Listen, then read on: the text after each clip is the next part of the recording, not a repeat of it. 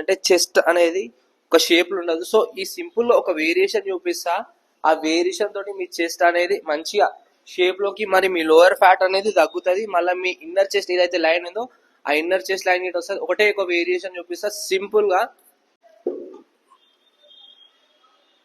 ఈ వేరియేషన్ కావాల్సింది light weight dumbbell.